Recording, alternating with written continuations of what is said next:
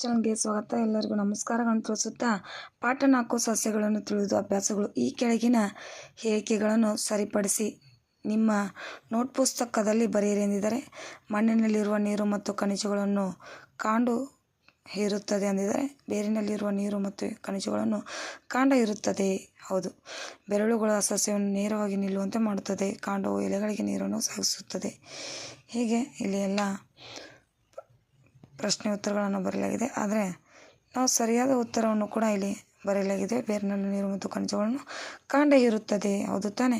ಹೀಗೆ ಇಲ್ಲಿ ಪ್ರತಿಯೊಂದು ಪ್ರಶ್ನೆ ಉತ್ತರಗಳನ್ನು ಸಸ್ಯಗಳನ್ನು ತಿಳಿಯುವುದು ಪಾಠ 4 6ನೇ ತರಗತಿ ವಿಜ್ಞಾನದ ಪ್ರಶ್ನೆ ಉತ್ತರಗಳನ್ನು ಇಲ್ಲಿ ಬರೆಯಲಾಗಿದೆ. ಈ ಪಾಠದ ಪ್ರಶ್ನೆ ಉತ್ತರಗಳ ವಿಡಿಯೋ ನಿಮಗೂ ಕೂಡ ಇಷ್ಟವಾದಲ್ಲಿ ಪ್ಲೀಸ್ ನಮ್ಮ ಚಾನಲ್ಗೊಂದು ಲೈಕ್ ಮಾಡಿ, ಸಬ್ಸ್ಕ್ರೈಬ್ ಮಾಡಿ, ಶೇರ್ ಮಾಡಿ.